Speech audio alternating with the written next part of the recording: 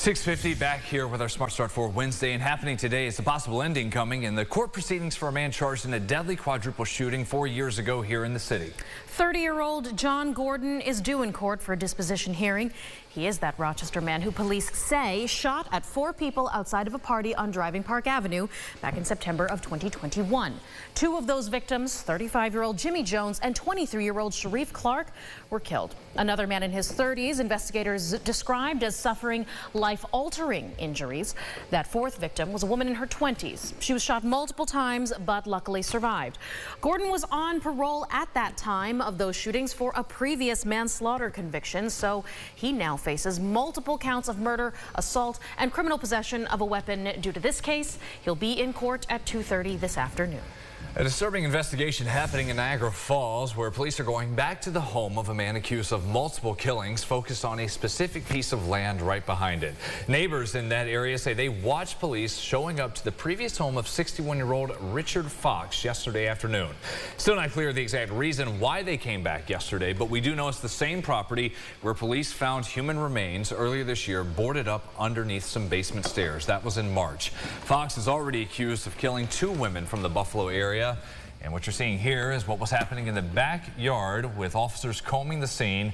And we heard this from a man who lives on the street.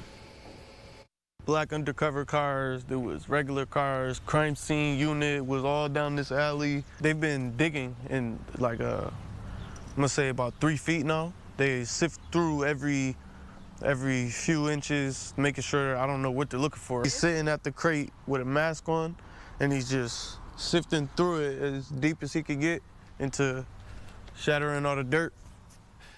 Fox is accused of killing 50-year-old Marquita Mull in 2021 and hiding her body on a trail in Chautauqua County. He's also accused of killing Cassandra Watson, last seen in Buffalo more than 20 years ago when she was about 40.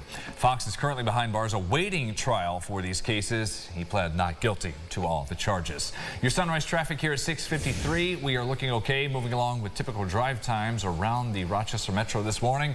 Our view from our Greater Rock Sky Eye, nice out with the weather. We'll be talking about rain chances later on, coming up momentarily with James. Back in the headlines, we're reflecting here. Since 1983, when nursing home residents in New York, they've only been allotted about $50 allowances as part of their Medicaid coverage. There have been many attempts made over the years in Albany to increase that amount, but the proposal has yet to make it out of the full state legislature. One woman from Rochester is trying to change that, making it her mission to get her neighbors in nursing homes more spending money. Deborah Leary is a resident at Monroe Community Hospital, and she's spearheading efforts to increase the $50 monthly stipend for residents at state nursing homes. She created a petition and called all 600 nursing home facilities in New York, and she actually reached about 400 of them.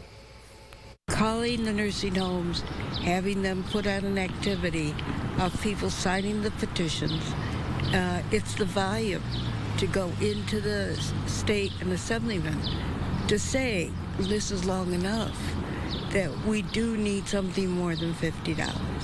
Leary says although many essentials are really taken care of inside a nursing home already, such as medical needs and daily necessities, this increase from $50 would help people feel more independent and secure. The bill this year was most recently referred on to the Health Committee in the state Senate, and that's where it stayed as of February. Going inside the huddle, the Bills are back on the field this week for OTAs. Those are organized team activities for every team in the league. James Cook was not there for the beginning yesterday. He's made some noise this offseason about wanting a new contract. Head coach Sean McDermott talked to his running back and says he will show up when ready. Meanwhile, Joey Bosa, a new signing this year, was in Orchard Park, not practicing. He's got a calf injury. He'll miss the spring program. He is expected back here in July for training camp at Fisher. Every player not named James Cook did attend the workout, including new receivers such as Josh Palmer and Elijah Moore, and a return of some old faces back as new players like Trey White.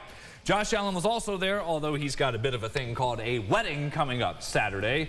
McDermott says having 17 there has a huge impact as he's a great leader for Buffalo. The head coach's praise also extended to his wideout, Keon Coleman, who he says is looking good this offseason. When he came back, he was in really good shape. You could tell he had been working drill-wise, weight room-wise, so real proud of what he's done to this point in the off season. Continuing it now as we get into the 3 weeks of practice will be important, and then on into the summer break. First game for the Bills' regular season coming up in 102 days.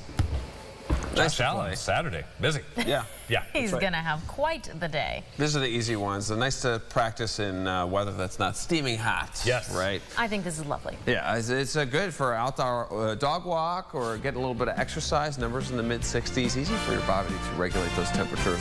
There's your 8-day forecast, and rain coming in tonight. Waiting for 80. Maybe they're in the 8-day. We'll see you back here in half an hour. Have a great day.